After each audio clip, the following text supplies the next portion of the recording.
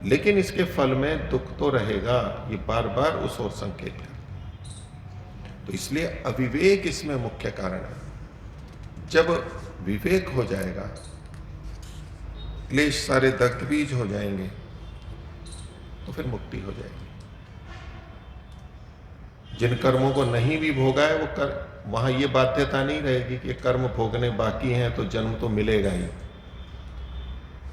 कर्म है तो भोग भोगना ही पड़ेगा, वो बाध्यता ही नहीं रहेगी। विवेक हो गया, कर्म पाप पुण्य बचे हुए हैं, बचे हुए हैं, जितने भोग लिए, मुक्ति हो जाएगी। इसलिए कर्म मुक्ति में बाधक नहीं है और न ही कसौटी बनते हैं, जो पीछे कल बात कही गई थी कि ज्ञान से ही मुक्ति होती है, उसमें समुच्चय और विकल्प नहीं है। अब जो ये प्रकृति का हमारे से दूर जाना है, समझने के लिए इन्होंने दो तरह से उदाहरण दिए।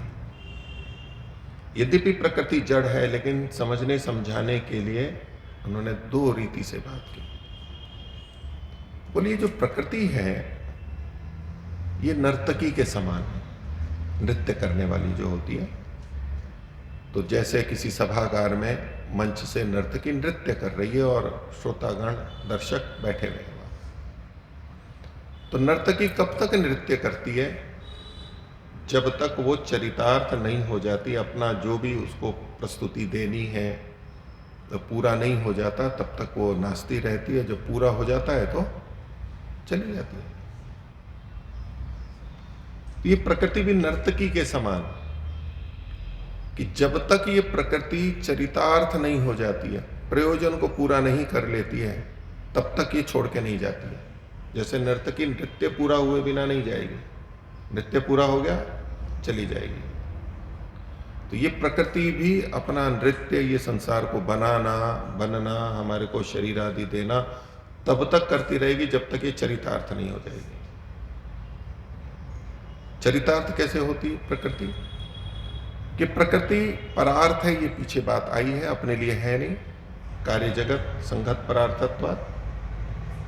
तो चरितार्थता हमारे लिए है कि जब तक हमारे जीवन का लक्ष्य पूरा नहीं होगा, अर्थात दुखों से पूर्ण निवृत्ति मुक्ति की योग्यता जब तक नहीं बनेगी, तब तक ये हमको छोड़ के जाने वाली नहीं है।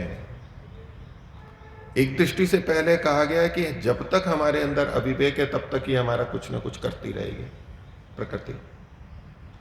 दूसरी दृष्टि से नर्तकी और दर्शक के रूप में, कि जब तक दर्शक तृप्त नहीं हो जाते कि भाई अब बस पूर्ण हो गया, तब तक नर्तकी करती रहेगी, चरितार्थ नहीं होगी।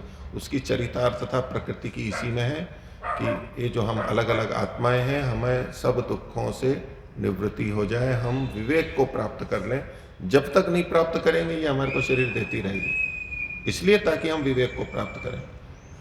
एक ठोकर खा के विवेक प्राप्त करें, लाख ठोकर खा के, करोड़ों ठोकर खा के, करोड़ों अरबों जन्म लेके, जब तक विवेक नहीं होगा, ये हमारे लिए नृत्य करती रहेगी, हमारे को शरीर देती रहेगी। और जब विवेक हो गया चली जाएगी। एक समझाने के लिए बात है। दूसरी दृष्टि से बात कही। अब यद्यपि नर्तकी तो चेतन है, वैसे प्रकृति जड़ है, लेकिन समझने के लिए वैसे। दूसरा एक उदाहरण दिया इन्होंने अगले ही सूत्र में, कुलवधू के समान। दोष बोधेपि नोपसर्पणम प्रधानस्य कुलवधूवत्। प्रधान कहते हैं मूल प्रकृति को। कुलवधू मतलब कुलीन परिवार की जो वधू होती है, वो कब तक घर में रहती है? जो कुलीन होती है उसको कुछ लोक लिहाज होता है, शर्म लज्जा होती है। यदि उसका कोई दोष प्रकट हो जाए, अभी तक दोष प्रकट नहीं है, विवाह होके आई है, बहुत अच्छी वधू है, लेकिन उसका कोई ऐसा दोष सामने आ जाए जो कि पति और परिवार के लिए सही नहीं हो, दोष पता लग जाए, तो लज्जा करने वाली कुलवधू क्या करेगी? चली जाएगी वहां से। वो सामना नहीं कर सकती, सामने नहीं रहेगी, निर्लज्ज नहीं है कि वहां पर रहेगी। बोले ये प्रकृति कुलवधू के समान है। ये कब तक रहेगी? जब तक हमें उसका दोष पता नहीं लगता है, तब तक ये रहेगी, क्योंकि वो निश्चिंत है कि इनको मेरा दोष नहीं पता है। हो सकता है वो कुल वधू पहले कभी वैश्या रही हो, मैं थोड़ा समझने के लिए केवल ये शब्द का प्रयोग कर रहा हूं, लेकिन विवाह करके आई है, उसके न जाने कितनों से संबंध रहे हैं, वैश्या रही है, लेकिन विवाह करके ऐसे आई है कि भाई ये तो कुंवारी कन्या और पूरी पतिव्रता स्त्री है, परिवार वाले और पति सब कुछ। लेकिन अगर जब ये दोष पता लग गया कि ये तो वैश्या है, अथवा इसका भाव ठीक नहीं है, ये तो किसी और स्वार्थ से यहां पर इस तरह से आई है, तो वो वहां रह नहीं सकती, सहन नहीं होगा, वो चली जाएगी वहां से कि मेरा भेद पता लग गया है इनको। इसलिए कई बार अपयश हो जाता है तो व्यक्ति उस जगह से चला जाता है छोड़ के, वहां रह ही नहीं सकता, वहां आता ही नहीं है, उस घर में, उस समाज में, उस परिवार में, और कई जने तो फिर इस संसार को ही छोड़ के चले जाते हैं कि मेरा दोष इतना पता लग गया, मैं जी नहीं सकता, मैं यहां रह नहीं सकता। तो दोष का पता किसको लगेगा? आत्मा को। ये प्रकृति तब तक हमें भोग देती रहेगी जब तक हमें उसके दोष पता ना लग जाए। जब तक सब अच्छा अच्छा है वो चलती रहेगी। जैसे कोई सेवक नौकर हो, छल कपट करने वाला, खूब अच्छा अच्छा बोल रहा है, कर रहा है, तो मालिक भी रखेगा, पता लगेगा ये तो घुसपैठिया है। कोई विदेशी जासूस भारतीय सेना में आ जाए और सब अच्छा अच्छा करे, लेकिन जैसे ही पता लगा ये तो विदेश का जासूस है, वो क्या करेगा? लुप्त हो जाएगा, भाग जाएगा वहां से, एक क्षण नहीं रुकेगा। ये प्रकृति हमारे साथ इसलिए है, तब तक है जब तक हम इसके गुणों को देख रहे हैं, इसके सुख को देख रहे हैं कि ये हमारे लिए बहुत हितकारी है, इसी से सब कुछ हो जाएगा, तब तक ये हमारे को भोग देती रहेगी। और जिस दिन ये पता लग जाएगा कि ये तो दुख देने वाली है, इसमें तो दुख छुपा हुआ है, इस प्रकृति में, इस शरीर में, इन बंधन में दुखों की पूर्ण निवृत्ति नहीं है। हम सोच रहे थे ये बस ये प्रकृति मिल गई, शरीर मिल गया तो सब सुख ही सुख है हमारे को। जब लगेगा कि ये जब तक है तब तक हमारे दुख दूर नहीं हो सकते, जिस दिन हमें ये पता लग जाएगा उस दिन ये प्रकृति हमारे से दूर हो जाएगी, हमारे लिए फिर शरीर नहीं देगी। तो समझने की बात यह है कि ये इस उदाहरण से भी वही कहना चाहते हैं कि संसार में जो दुख है, प्रकृति के कारण दुख है, वो अनिवार्य है, वो रह नहीं सकते बिना दुख आए। योग दर्शन में 4 प्रकार के दुखों की चर्चा आई है: परिणाम दुख, ताप दुख, संस्कार दुख। तो परिणाम, ताप, संस्कार दुख तो प्रत्यक्ष परोक्ष रूप से हमारे पर निर्भर करते हैं, हमने गलत व्यवहार किया इसलिए वो होते हैं। लेकिन चौथा दुख जो गुणवृत्ति विरोध दुख है, वो तो प्रकृति का स्वभाव ही ऐसा है, वो दुख तो फिर भी आने हैं, वो योगी को भी आएंगे, जीवन मुक्त को भी आएंगे, प्रकृति का जो बंधन है। तो ये जो प्रकृति का दोष जिस समय हमें पता लग जाएगा कि प्रकृति और प्रकृति के जितने भी साधन हैं ये मुझे संपूर्ण दुखों से निवृत्त नहीं कर सकते, यदि इन्हीं का सुख मैं लेता रहूंगा तो पूर्ण दुखों की निवृत्ति नहीं। ये बोध जिस दिन हो जाएगा, ये दोष प्रकृति का जिस दिन हमें पता लग जाएगा, पूरी तरह से स्वीकार्य हो जाएगा, बस तभी ये चली जाएगी। इसको हम परमात्मा की दृष्टि से जोड़ करके भी देख सकते हैं कि परमात्मा हमें तब मुक्ति दे देगा जब हम उसे चाहेंगे। परमात्मा की प्राप्ति तब हो जाएगी जब हम उसको चाहेंगे। कहते हम तो सभी चाहते हैं परमात्मा को, लेकिन परमात्मा को कितना चाहते हैं और प्रकृति को कितना चाहते हैं वो भी तो साथ में देखना होता है। परमात्मा को चाहते हैं ठीक है थोड़ा सा, लेकिन बाकी तो प्रकृति को चाहते रहते हैं, संसार को चाहते रहते हैं। तो जिस दिन ये निश्चय हो जाएगा नहीं मुझे परमात्मा ही चाहिए, मुक्ति ही चाहिए, ये संसार नहीं चाहिए, बस यही तो विवेक है। और ये कब होगा? जब इसके दोष देखेंगे, इसमें दुख हमें दिखाई देगा, दुख ही दुख दिखाई देगा, वो सुख भी दुख से युक्त दिखाई देगा, बस ये अपने आप छूट जाएगा। परमात्मा लेगा क्या, अब ये केवल मेरे को चाहता है, इसका लक्ष्य अब केवल मैं हूं, मुक्ति दे देगा। उसी की तरफ ये सारा संकेत है। इसी में आगे कहा कि ये जो बंध और मोक्ष है, न तो स्वभावतः हमारा बंधन है, पीछे भी आया था, न स्वभाव तो बद्ध से, मोक्ष साधन के उपदेश की विधि स्वभाव से बद्ध के लिए नहीं होती। हम स्वभाव से बंधन नहीं है, बंधन हमारा स्वभाव नहीं है। तो क्या मुक्ति हमारा स्वभाव है? कई जने उस तरह बोलते हैं कि मुक्ति हमारा वास्तविक घर है। ये तो हम वैसे ही भटकते हुए आ गए हैं, मूल घर तो परमात्मा का है। तो मुक्ति भी हमारी स्वाभाविक नहीं है। उसके लिए एक सूत्र इन्होंने दिया, नैकांत तो बंध मोक्षो पुरुषस्य अविवेकाधृते। एकांततः मतलब एक पक्षीय, न तो बंध और न मोक्ष, ये हमारे लिए एक रूप में नहीं है कि हमारा केवल बंधन रहेगा या हमारी केवल मुक्ति रहेगी। ये दोनों होते रहते हैं, बंधन भी होगा मुक्ति भी होगी, बंधन भी होगा मुक्ति भी होगी। और उसमें बंधन में अविवेक कारण है और मुक्ति में विवेक कारण है, बस यही मुख्य कारण है। और इस प्रसंग में तीसरे अध्याय के अंत में कि ये जो सारी चीजें हैं कैसे होता है, तो तत्व का अभ्यास करना होता है। जो विवेक के अभ्यास की बात है, तत्व कहें, विवेक कहें, सत्य कहें, तथ्य कहें, तो तत्वाभ्यासा, तत्व के अभ्यास से। और प्रक्रिया क्या है? नेति नेति त्यागात, न इति, ये नहीं, ये त्याग से।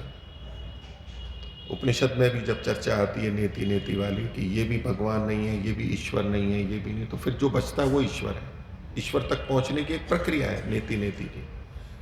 यहां नेति नेति से त्याग कहा कि नहीं, ये भी वो नहीं है जिसको मैं चाहता हूं, अंतिम लक्ष्य ये नहीं है, न ये सुख है न ये सुख है, इसमें भी दुख है, इसमें भी दुख है, ये भी है। न इति करके हम जब त्याग करते चले जाएंगे, ये तत्व का अभ्यास होता है।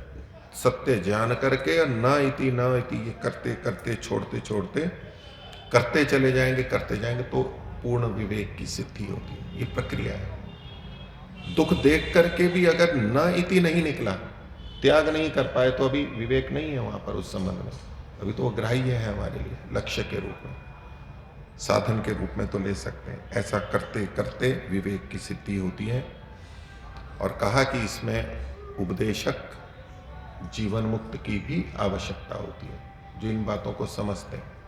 अनेक बार हम जीवन जीते हुए भी उन बातों को समझ नहीं पाते, तो इसलिए इसकी सिद्धि जो होती है जीवन मुक्तों में देखी जाती है। और उपदेशक होने पर उपदेश्य उपदेष्टित्वात् तत्सिद्धि, उपदेश होना चाहिए, उपदेशक होना चाहिए, तो उसकी सिद्धि होती है।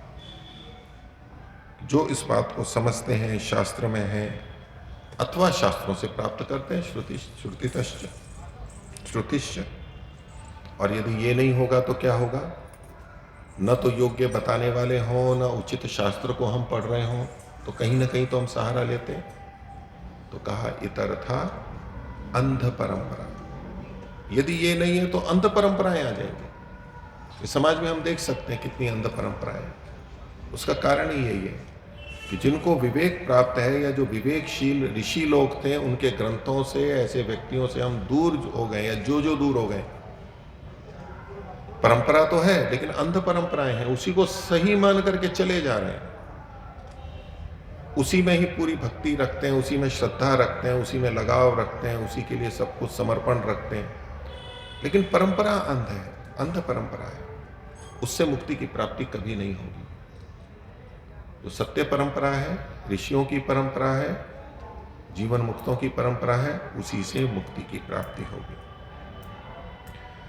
एक प्रसंग और यहां पर अंत में बताया, तीसरे अध्याय के अंत में, कि आपने कहा कि जिसको विवेक हो जाता है तो बस फिर मुक्ति हो जाती है। तो कोई मनुष्य है जिसने साधना करते करते जीवन मुक्त हो गया है, पूर्ण विवेक की प्राप्ति कर ली है, राग द्वेष सब चले गए, वीतराग वीत द्वेष हो गया है, तो क्या वो उसी समय मर जाएगा? मर जाना चाहिए ना, फिर क्यों बंधन है उसको? अविवेक तो उसने समाप्त कर दिया, लेकिन विवेक प्राप्ति के बाद भी मान लीजिए वो 5 साल 10 साल 20 साल 40 साल जीवन जी रहा है, तो वो क्यों? उसको तो मुक्ति, मर जाना चाहिए। फिर मुक्ति मतलब मर जाना चाहिए, मतलब अमर हो जाना चाहिए, मुक्ति में जाना चाहिए। तो उसके लिए उन्होंने एक व्यवस्था दी है कि चक्र भ्रमणवत धृत शरीर, कुम्हार का जो चाक होता है ना, वो जिसपे मटका वगैरह बनाते हैं, अपने पुराणों ने देखा ही होगा, लकड़ी से तो वो जब चलता रहता है, उस चक्र के समान ये शरीर भी चलता रहता है। कर्माशय के कारण, प्रारब्ध के कारण जो हमें शरीर मिला है, प्रवाह मिला है, वो भोग जब तक चलता रहता है। अंदर से जीवन मुक्त हो गया है, अब विवेक को प्राप्त हो गया, लेकिन ये शरीर जब तक चल रहा है तब तक चलेगा।